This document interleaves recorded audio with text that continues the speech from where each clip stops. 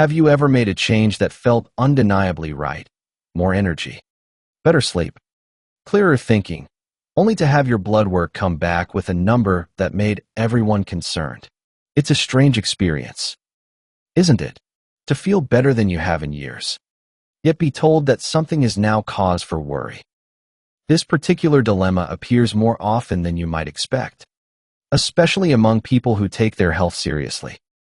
And it reveals something important about how we think about aging and risk.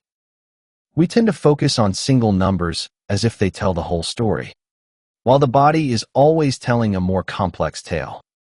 Today, we're going to explore what happens when the numbers and the feelings don't align, and why that mismatch might actually teach us something valuable about how health really works after 50. You are listening to the Longevity Library, where we archive the wisdom of healthy aging. The architecture of a long life. Understanding how our bodies respond to the way we eat and move. There is a question that eventually arrives in the quiet moments of middle age.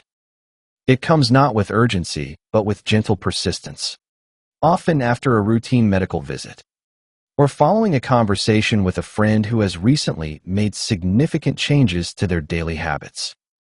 The question is simply this: if we want to live well for as long as we live, what actually matters? Not the headlines, not the latest dietary pronouncements, not the supplements that promise more than any compound could possibly deliver, but the fundamental principles that govern how human bodies respond to the passage of time and the choices we make each day. This question has occupied researchers for decades, and gradually, a body of evidence has accumulated that offers some answers. What emerges from the research is not a single dramatic intervention, but rather a collection of observations about how our bodies are designed to function and what happens when we live in ways that either support or contradict that design. The picture that forms is less about restriction and more about alignment, bringing our daily patterns into better harmony with the biological systems that have shaped human health for thousands of years. Consider for a moment how remarkable the human body truly is. Every moment of every day, trillions of cells are conducting intricate operations, extracting energy from food, repairing structural damage, communicating with neighboring cells, eliminating waste products, and maintaining the delicate internal balance that keeps all of these processes running smoothly. This activity continues without our conscious awareness, regulated by systems so elegant that scientists are still working to understand their full complexity. What we do consciously, the foods we choose, the movements we make, the patterns of rest and activity we follow, sends signals to these internal systems. Those signals either reinforce healthy function or gradually undermine it. The body listens and responds, not with immediate drama, but with slow, cumulative adjustments that over months and years shape the trajectory of aging. This is not a story of quick fixes or dramatic transformations. It is something more valuable, an examination of how ordinary daily choices, repeated consistently, create the conditions for long-term health. And for those in the decades after 50, when the body's adaptive capacity remains robust, but the consequences of neglect become less forgiving. Understanding these principles offers a path toward maintaining vitality and reducing the risk of the chronic conditions that so often accompany aging. The body's adaptive intelligence. To understand how daily choices influence long-term health, it helps to appreciate something fundamental about human physiology. The body is constantly adapting to the demands placed upon it. This adaptive capacity is not limited to youth, but continues throughout life, though the pace and extent of adaptation may change with advancing years. When a person begins a new pattern of eating, for example, the digestive system adjusts its enzyme production. The liver modifies its processing of nutrients. Hormonal signals shift to reflect the changing availability of different fuel sources. Cells throughout the body alter which metabolic pathways they prioritize. These adjustments do not happen overnight, but they do happen reliably. reflecting the body's remarkable ability to match its internal operations to external circumstances. This adaptive intelligence extends to virtually every system. Muscles subjected to regular resistance work become stronger and more efficient. Bones bearing weight maintain greater density. The cardiovascular system responds to regular movement by becoming more effective at delivering oxygen to tissues. Even the brain shows remarkable plasticity, forming new connections and maintaining cognitive function in response to mental engagement. The implication is both simple and profound. The body is designed to function well when given appropriate signals. The challenge lies in providing those signals consistently, in understanding what kinds of demands support healthy function versus those that may gradually undermine it. Consider how this plays out with metabolism. The human body evolved in environments where food availability was unpredictable. Periods of plenty alternated with periods of scarcity, and survival depended on the ability to store energy when it was abundant and to access those stores when it was not. The metabolic systems that resulted from this evolutionary history are exquisitely designed to handle both conditions. They can efficiently store incoming energy as fat for later use, and they can just as efficiently mobilize those stores when external sources are limited. Modern living has fundamentally altered this ancient pattern. For many people in developed countries, food is available continuously. The signal of scarcity never arrives, and the metabolic pathways designed for accessing stored energy are rarely engaged. Over time, this constant state of energy surplus can lead to a kind of metabolic rigidity, a reduced ability to shift between fuel sources, to access stored fat when needed, to maintain sensitivity to the hormonal signals that regulate appetite and energy balance. The body adapts to the pattern it experiences. If that pattern includes regular periods without food, it maintains the ability to access stored energy. If that pattern includes constant fuel availability, it gradually loses some of that metabolic flexibility. Neither response reflects a failure of the system. Both reflect the system doing exactly what it was designed to do: match its operations to prevailing conditions. This understanding shifts the conversation from what is good or bad to what is aligned or misaligned with how human bodies are designed to function. It suggests that health is not about finding a single perfect diet or exercise program, but about creating patterns that work with rather than against our biological inheritance. The question of body composition. Among the many factors that influence how the body responds to dietary patterns, body composition stands out as particularly significant. The amount of fat tissue a person carries, and perhaps more importantly, where that fat is distributed, affects virtually every aspect of metabolism. Fat tissue is not merely a passive storage depot. It is an active endocrine organ, producing hormones and signaling molecules that influence inflammation, insulin sensitivity, appetite regulation, and many other processes. The location of fat tissue matters considerably. Fat stored beneath the skin, subcutaneous fat, has different metabolic effects than fat stored deep within the abdomen surrounding internal organs. This visceral fat is more metabolically active and more strongly associated with adverse health outcomes. When researchers examine how different individuals respond to changes in dietary patterns, body composition emerges as an important variable. People with lower amounts of body fat tend to show different metabolic responses to certain dietary changes than those with higher body fat percentages. This is not a judgment about body size, but an observation about physiology, about how the body's fuel management systems operate under different conditions.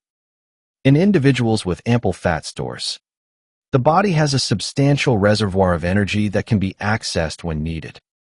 This reservoir buffers against fluctuations in fuel availability and provides a ready source of fatty acids for tissues that can use them.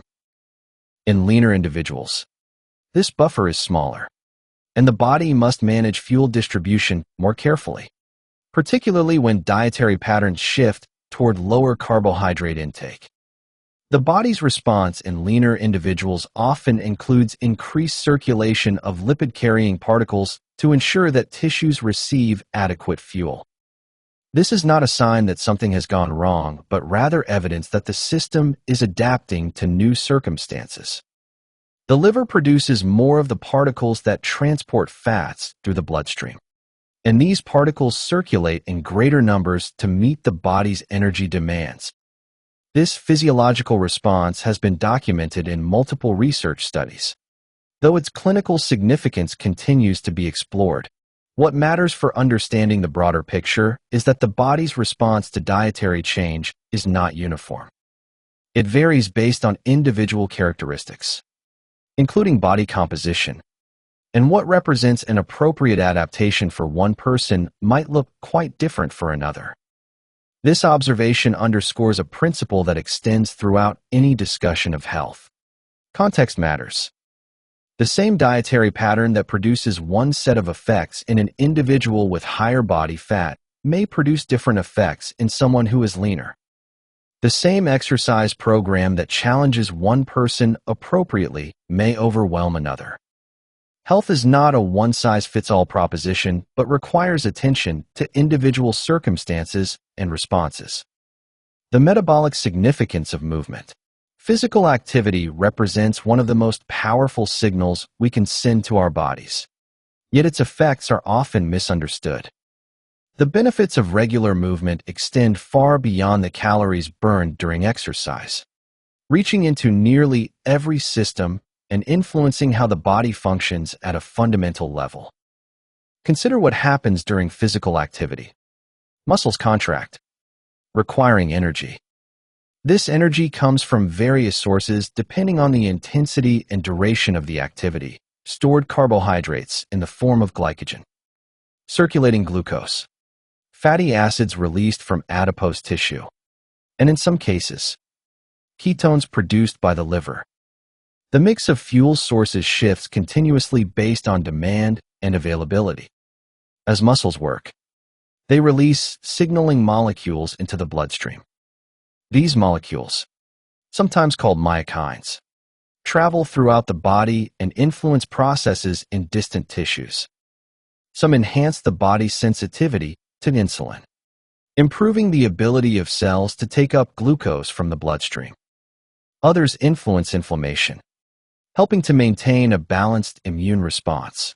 Still others affect how the brain functions, supporting cognitive health and mood regulation.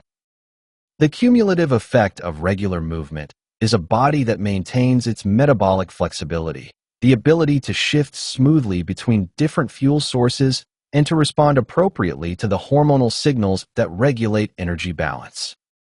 This flexibility tends to diminish with age and sedentary living, but it can be preserved and even improved through consistent physical activity. The type of movement matters, though perhaps not as much as the consistency. Activities that challenge muscles against resistance, whether through weights, body weight exercises, or other forms of resistance, help maintain the muscle mass that tends to decline with advancing years. This muscle tissue is not just for strength and mobility, it is also metabolically active, consuming energy even at rest and providing a reservoir of amino acids that can support various bodily functions.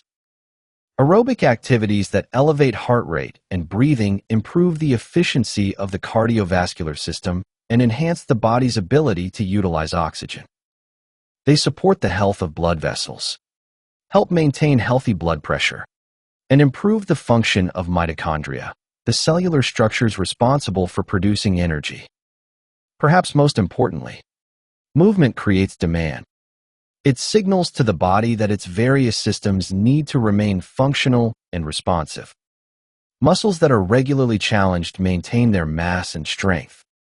Bones that bear weight maintain their density. Blood vessels that are periodically called upon to increase blood flow maintain their flexibility. The nervous system that coordinates all of this activity maintains its connections and responsiveness. This demand signaling is crucial because the body operates on a use it or lose it principle.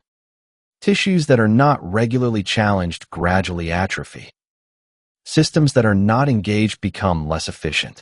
The body, in its adaptive wisdom, allocates resources where they are needed and withdraws them from areas that appear less essential based on the patterns of demand it experiences. For those in the decades after 50, this principle has particular relevance. The natural tendency toward reduced activity that often accompanies aging creates a feedback loop. Less activity leads to reduced capacity, which makes activity feel more difficult, which leads to further reductions. Interrupting this pattern requires conscious effort, but the body responds remarkably well when that effort is applied consistently. The question of fuel sources, how the body obtains its energy, the mix of fuels it uses to power its countless activities, has been a subject of considerable research and discussion. The human body is remarkably flexible in its fuel preferences, capable of deriving energy from carbohydrates, fats, and under certain conditions, ketones produced from fats. This flexibility is itself a marker of metabolic health. Different tissues have different fuel requirements. The brain, for example, typically relies heavily on glucose but can adapt to using ketones when glucose availability is limited. Red blood cells can only use glucose, lacking the mitochondria needed to process other fuels. Muscles can use a mix of glucose and fatty acids depending on the intensity of activity and the availability of each fuel. The modern food environment, with its abundance of refined carbohydrates and added sugars, tends to shift fuel utilization heavily toward glucose. This is not inherently problematic in the short term, but over extended periods, the constant reliance on glucose as the primary fuel can contribute to reduced metabolic flexibility.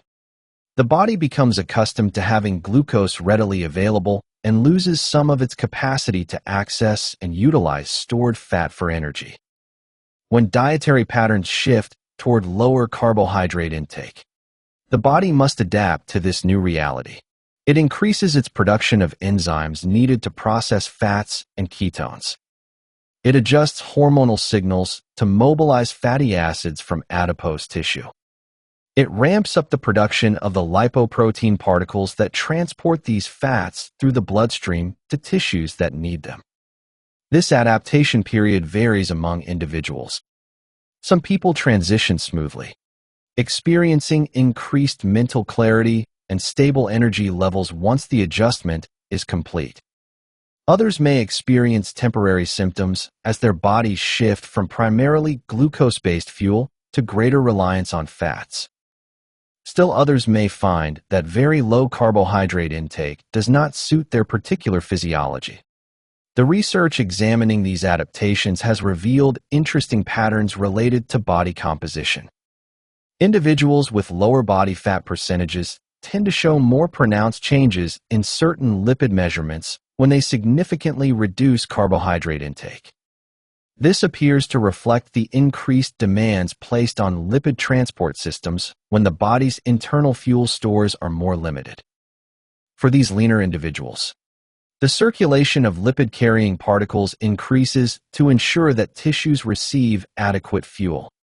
This is a physiological response to changing fuel availability, not a sign of pathology.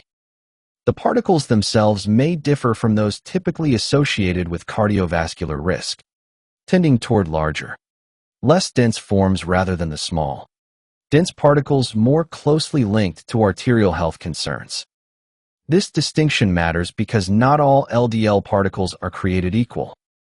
The relationship between LDL cholesterol and cardiovascular health is more nuanced than simple measurements of total LDL might suggest.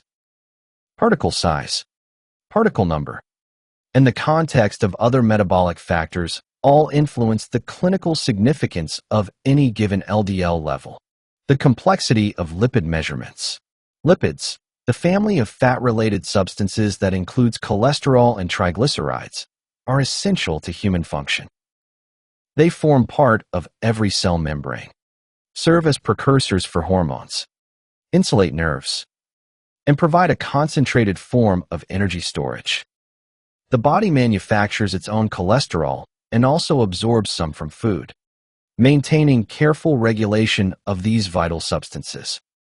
Blood measurements of lipids provide a snapshot of these substances in circulation at a particular moment. Like any snapshot, they capture only a single point in time and may not fully represent the dynamic processes occurring within the body.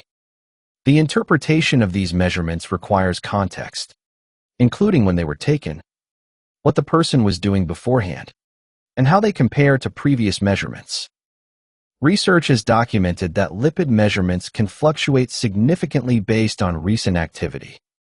Blood drawn shortly after vigorous exercise, particularly when that exercise occurs in a fasted state, may show substantially elevated lipid levels as the body mobilizes fats to fuel recovery and replenish energy stores. This is a transient response, not a reflection of usual circulating levels. The timing of meals also affects lipid measurements. The standard recommendation to fast for 9 to 12 hours before blood work aims to standardize these measurements and reduce the influence of recent food intake.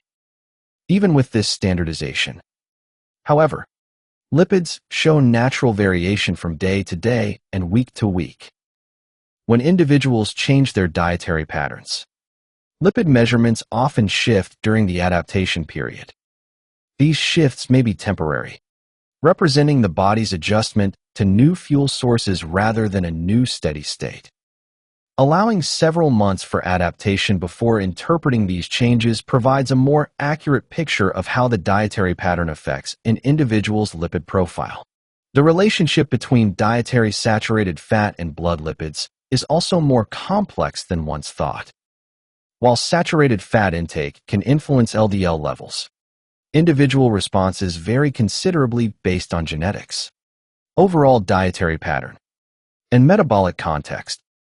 For many people, the effect of saturated fat on blood lipids is modest compared to the effects of refined carbohydrates and added sugars on triglycerides and other metabolic parameters. This complexity suggests that focusing on a single measurement in isolation may provide an incomplete picture. A more comprehensive assessment considers multiple markers: total cholesterol, LDL cholesterol, HDL cholesterol, triglycerides, and when available, more detailed measures like LDL particle number or apolipoprotein B. It also considers non-lipid factors that influence cardiovascular health, including blood pressure, blood glucose regulation, inflammation markers, and body composition.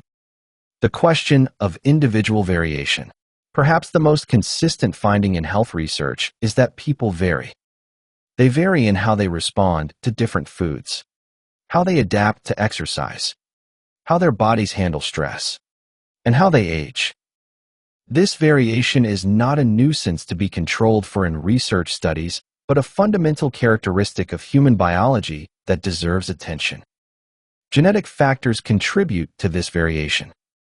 Subtle differences in the genes that code for enzymes, receptors, and regulatory proteins influence how efficiently individuals process different nutrients, how their lipid metabolism responds to dietary changes, and how their bodies handle the challenges of aging. These genetic differences help explain why one person thrives on a dietary pattern that leaves another feeling unwell. The microbiome, the collection of microorganisms living in the digestive tract, adds another layer of variation. The composition of this microbial community differs among individuals and influences how food is digested, what compounds are absorbed into the bloodstream, and even how the immune system functions. Dietary changes can shift the microbiome, and the microbiome in turn influences how the body responds to those dietary changes. Life history also matters.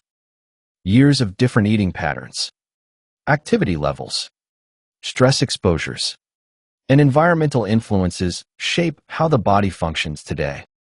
The body carries the imprint of these experiences in ways that affect its current responses and its future trajectory. This variation has important implications for how we think about health recommendations. Population-level guidance: eat more vegetables, move regularly, maintain healthy weight, provides a useful foundation. But within that foundation, individuals may need to find their own optimal patterns through attention to how their bodies respond. For some, this might mean discovering that they feel best with moderate carbohydrate intake and regular aerobic exercise.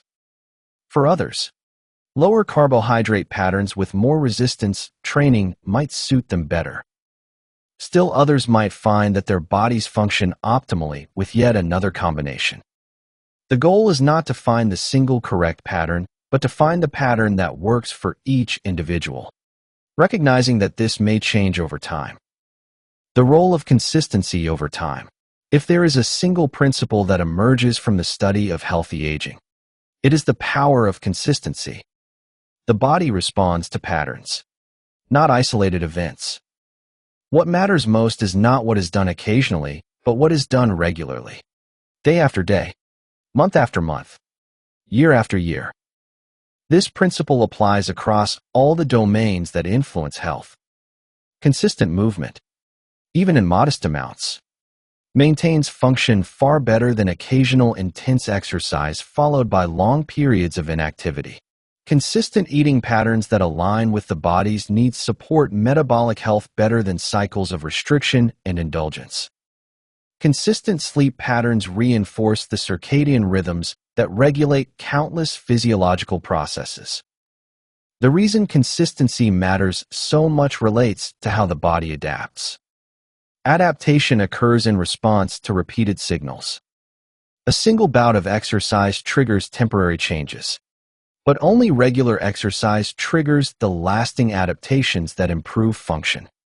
A single healthy meal provides nutrients, but only regular healthy meals shift the body's metabolic set points. For those in the decades after 50, this principle offers both a challenge and an opportunity. The challenge is that habits established over many years can be difficult to change. The opportunity is that consistent application of even modest changes can produce meaningful results over time. Consider the example of muscle mass.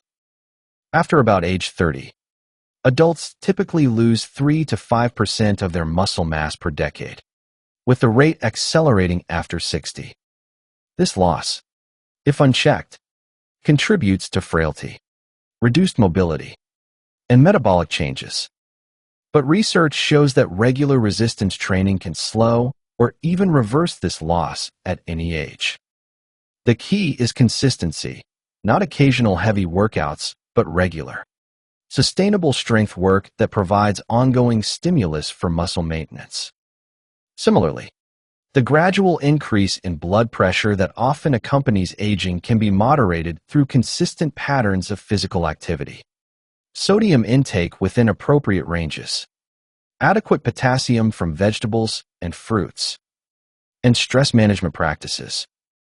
No single intervention works overnight, but the cumulative effect of consistent healthy patterns is substantial. The integration of multiple factors. Health does not reside in any single domain, but emerges from the integration of multiple factors working together. Diet, movement, sleep, stress management, social connection, and purpose all contribute to the complex system that is human health. Addressing any one of these in isolation may produce limited results, while addressing them together creates conditions for genuine vitality. This integrated view helps explain why research often finds that comprehensive lifestyle programs produce better outcomes than interventions targeting single factors. When people improve their eating patterns, increase their movement, enhance their sleep, and find ways to manage stress, these changes reinforce each other. Better sleep supports better food choices. Regular movement improves sleep quality.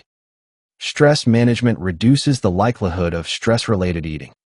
The whole becomes greater than the sum of its parts. for those seeking to maintain health in later decades. This integration suggests an approach that considers multiple domains rather than obsessing over any single measurement or intervention. The goal is not to optimize LDL cholesterol at the expense of everything else, but to create overall conditions that support healthy function across all systems. This might mean accepting a slightly higher LDL measurement in the context of substantial improvements in triglycerides, HDL, blood pressure, waist circumference, and blood glucose regulation. It might mean prioritizing enjoyable physical activities that can be maintained consistently over theoretically optimal exercises that are difficult to sustain. It might mean finding eating patterns that support health while also fitting with personal preferences, cultural traditions, and social connections.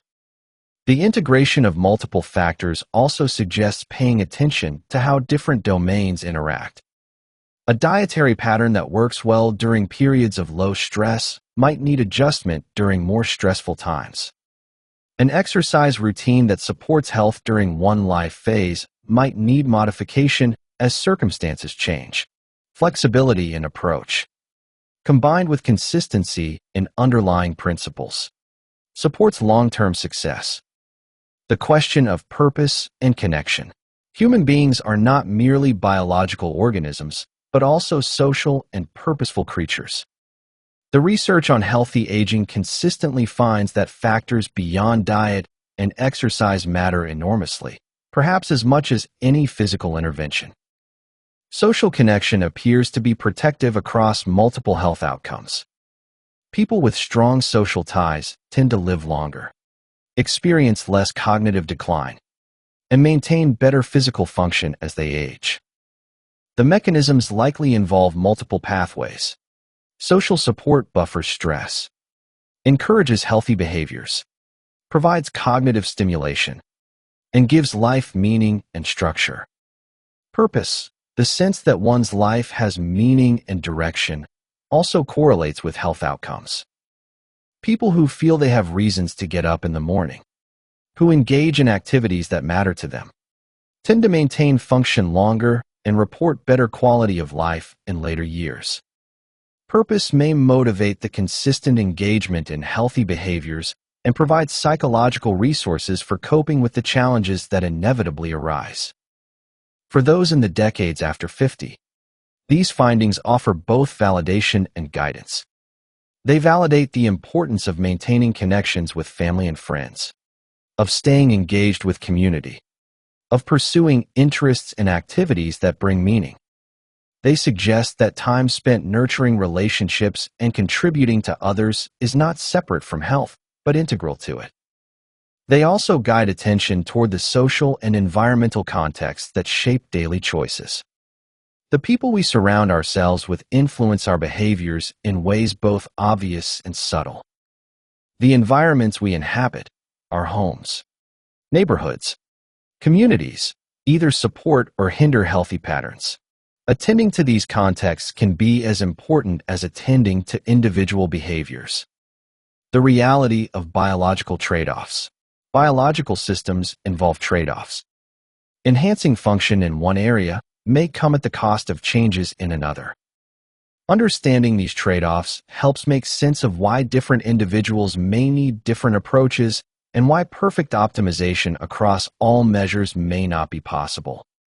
The relationship between dietary patterns and lipid measurements illustrates this principle. For many people, reducing carbohydrate intake improves blood glucose regulation, reduces triglycerides, increases HDL cholesterol, and often supports healthy weight management. These are substantial benefits that reduce cardiometabolic risk through multiple pathways. For some individuals, particularly those who are leaner, this same dietary change may also increase LDL cholesterol. This is a trade-off. Improvements in multiple risk factors alongside an increase in one marker. The net effect on overall health depends on how these various factors balance out and on the individual's complete risk profile. For someone with substantial room for improvement in triglycerides, blood glucose, and body composition, the benefits may outweigh the isolated LDL increase. For someone already metabolically healthy with optimal values across most measures, the calculation might be different. Similar trade-offs exist in other domains. Higher intensity exercise may produce greater fitness gains, but also carries higher risk of injury and may be less sustainable for some individuals. More restrictive dietary approaches may produce faster initial results, but may be harder to maintain over the long term. Aggressive risk factor reduction through medication may achieve excellent laboratory values, but may come with side effects that affect quality of life. Navigating these trade-offs requires clarity about goals and priorities. What is the individual hoping to achieve through their health efforts? Improved energy and daily function, reduction in specific risk factors, prevention of conditions that run in their family, maintenance of independence and quality of life. Different goals may point toward different approaches and different acceptable trade-offs. It also requires attention to the whole picture rather than any single measurement. The body does not experience health as a collection of independent laboratory values, but as an integrated whole. How a person feels, how well they function, their energy, their mood, their ability to engage in activities they enjoy, these matter alongside any numbers on a laboratory report. The value of observation and adjustment. Given the complexity of human biology and the variation among individuals, a useful approach to health involves careful observation and thoughtful adjustment.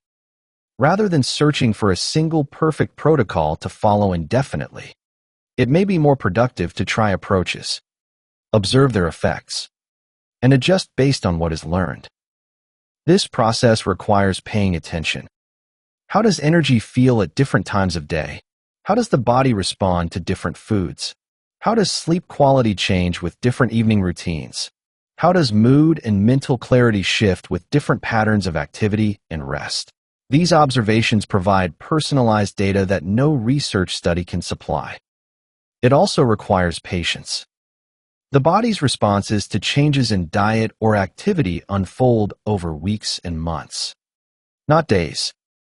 Initial effects may differ from longer-term adaptations. Giving changes adequate time before evaluating them provides a more accurate picture of their effects. For those monitoring laboratory values, this means understanding that a single measurement is just one data point. Trends over time, with multiple measurements under consistent conditions, provide more reliable information.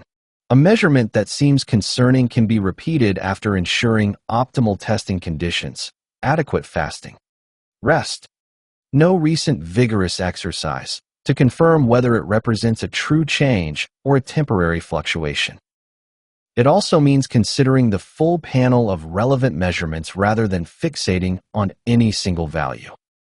Changes in triglycerides, HDL, blood pressure, waist circumference, and blood glucose provide context for interpreting changes in LDL. Improvements across multiple measures may balance an isolated increase in one. The historical context. The human species evolved under conditions very different from those prevailing in modern developed societies. Understanding this evolutionary context helps explain why certain patterns tend to support health while others may gradually undermine it. For the vast majority of human history, food was not continuously available. Periods of plenty alternated with periods of scarcity, and the body's metabolic systems evolved to handle both.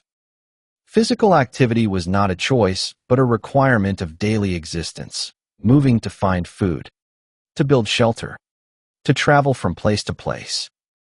Social connection was not optional, but essential for survival in environments where isolation meant vulnerability.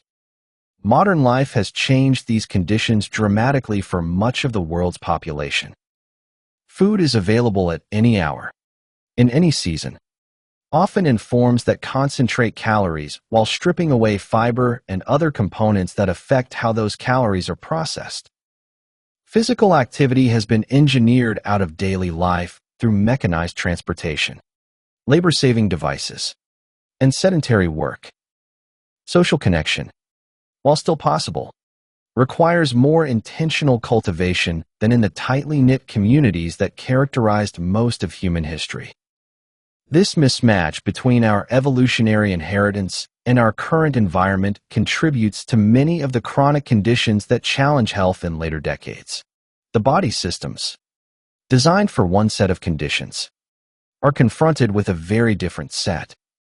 The result is not that the body fails, but that it responds to the signals it receives. And those signals often promote storage rather than utilization, inflammation rather than repair, and gradual decline rather than maintained function. Understanding this mismatch does not mean romanticizing the past or suggesting that modern life is entirely problematic. It does, however, suggest that consciously creating conditions that more closely align with our biological design may support healthier aging. Regular movement, periods without food, diets rich in whole foods, strong social connections, and engagement with meaningful activities all represent ways of providing the body with signals it recognizes and can respond to appropriately. The practical expression of principles. Translating these principles into daily life does not require dramatic transformation or rigid adherence to any particular protocol. It involves, instead, a gradual shift toward patterns that align with how human bodies are designed to function. In the domain of movement, this might mean finding ways to incorporate more activity into daily life. Walking for transportation when possible, taking stairs rather than elevators, engaging in activities that build and maintain strength, gardening, carrying groceries, lifting weights, including movements that challenge balance and flexibility, which tend to decline with age and contribute to fall risk. The goal is not to achieve a specific fitness level, but to send the body consistent signals that its various systems need to remain functional. In the domain of eating, it might mean shifting toward patterns that emphasize whole foods and minimize highly processed products. Vegetables, fruits, legumes, nuts, seeds, whole grains, and quality protein sources form the foundation. Within that foundation, individuals can adjust the proportions of different foods based on what works for their bodies and preferences. Paying attention to how different foods affect energy, digestion, and well-being provides personalized guidance that no external recommendation can match. In the domain of rest and recovery, it might mean prioritizing sleep as essential rather than optional. Creating conditions that support good sleep, consistent timing, darkness, cool temperature, freedom from electronic distractions, allows the body to perform its nightly maintenance functions, allowing for periods of genuine rest during waking hours, moments when the nervous system is not constantly activated by demands and stimuli, supports the balance between activity and recovery that sustains health. In the domain of connection, it might mean investing time and energy in relationships, maintaining contact with family and friends, participating in community activities, finding ways to contribute to others. These investments yield returns not only in emotional well-being, but in the biological processes that are influenced by social connection. In the domain of purpose, it might mean staying engaged with activities that provide meaning. For some, this means continued work, either paid or volunteer. For others, it means creative pursuits, learning new things, mentoring younger generations, or deepening spiritual practice. The specific form matters less than the presence of genuine engagement. The question of measurement and monitoring. Modern medicine provides tools for measuring various aspects of health, and these tools can be useful when applied appropriately. Blood tests reveal information about lipid metabolism, blood glucose regulation, inflammation, and many other processes. Blood pressure measurements provide insight into cardiovascular function. Body composition assessments show patterns of fat and muscle distribution. The value of these measurements lies not in any single number, but in trends over time and in the context of the whole picture. A single elevated measurement may be less informative than a pattern of gradual change in a particular direction. A measurement that seems concerning when viewed in isolation may appear differently when considered alongside other measurements that have improved. For those monitoring their health, several principles can guide the use of measurements. First, ensure that measurements are taken under consistent conditions that allow meaningful comparison over time. For blood work, this means following the same preparation guidelines, typically fasting for 9 to 12 hours, avoiding vigorous exercise for 24 hours, and having blood drawn at a similar time of day. Second, consider the full panel rather than isolated values. LDL cholesterol matters, but so do triglycerides, HDL cholesterol, blood pressure, blood glucose, and waist circumference. A pattern of improvement across multiple measures provides different information than an isolated change in one. Third, allow time for adaptation before drawing conclusions.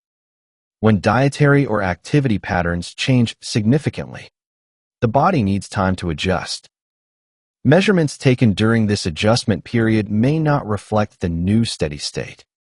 Waiting 3 to 6 months before evaluating the effects of a change provides more reliable information. Fourth, recognize that measurements are tools for understanding, not judgments of worth.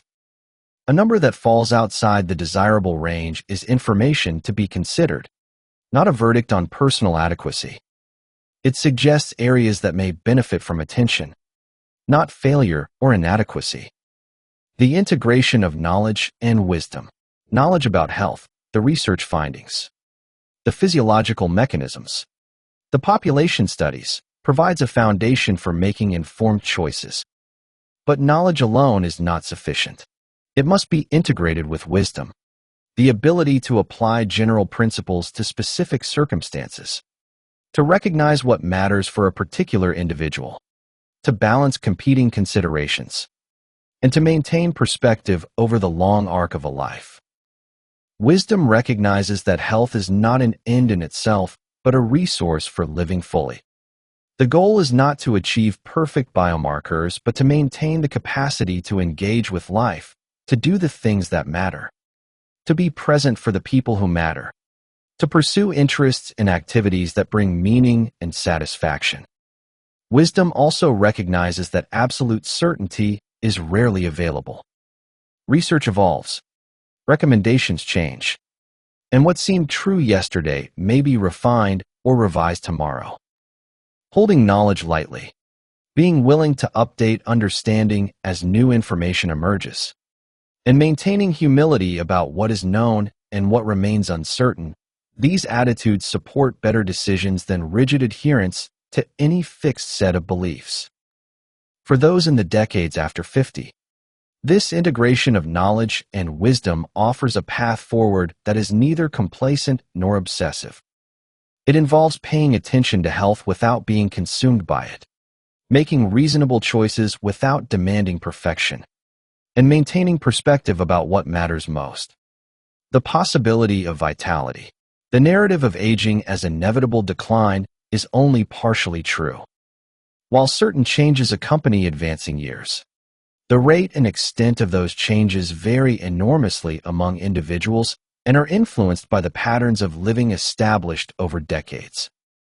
The body retains remarkable capacity for adaptation throughout life, and choices made at any age can influence the trajectory of aging. Vitality in later decades is not about maintaining the capacities of youth, an unrealistic and ultimately unhelpful goal. It is about maintaining the capacities that matter for a good life at any age. The ability to move with ease, to think clearly, to engage with others, to pursue interests, to find meaning and satisfaction in daily existence. These capacities depend on physical health, but extend beyond it into the realms of mental, emotional, and social well-being. The research on healthy aging consistently identifies factors that support these capacities. Regular physical activity, nutritious eating patterns, adequate sleep, stress management, social connection, and purposeful engagement all contribute. None of these requires perfection, and none works in isolation. They work together, each supporting the others, creating conditions in which vitality can flourish. For those seeking to maintain health in later decades, the path forward involves not a single dramatic intervention, but a collection of small, consistent choices. A walk most days, meals built around whole foods, attention to sleep, time spent with people who matter, engagement with activities that provide meaning. These choices, repeated consistently over time, send signals to the body that its various systems are needed and should be maintained. The body listens to these signals. It responds to the demands placed upon it, to the fuels provided to it, to the patterns of rest and activity it experiences. It adapts, within limits, to whatever conditions it encounters, creating conditions that support healthy function, that align with how the body is designed to work, provides the foundation for vitality that endures. Conclusion: the architecture of a long life is built not from dramatic interventions, but from consistent patterns. Daily choices about movement, food, rest, and connection accumulate over time, shaping the trajectory of aging in ways both subtle and profound. Understanding how the body responds to these choices, the adaptive intelligence that governs its operations, provides guidance for creating conditions that support health. This understanding reveals that variation among individuals is normal and expected. Different bodies respond differently to similar patterns, and finding what works for a particular person requires attention and adjustment. It reveals that trade-offs are inherent in biological systems, and that optimizing one measure may come at the cost of changes in another. It reveals that consistency matters more than intensity, and that patterns maintained over time produce greater results than occasional efforts. For those in the decades after 50, this understanding offers both reassurance and direction. Reassurance that small, consistent efforts matter, that one need not achieve perfection to support health. Direction toward the patterns most likely to support vitality, regular movement, eating patterns built from whole foods, adequate sleep, stress management, social connection, and purposeful engagement. The goal is not to stop the clock, an impossibility, but to influence how the years are experienced, to maintain the capacity to do what matters, to preserve the energy to engage with life, to support the body in its remarkable work of sustaining function decade after decade. These are realistic goals, supported by evidence, achievable through consistent application of principles that have guided human health for generations. The body, given reasonable conditions, knows how to maintain itself. It needs only the right signals, the demands and fuels and patterns for which it was designed. Providing those signals, consistently and patiently, is the work of a lifetime.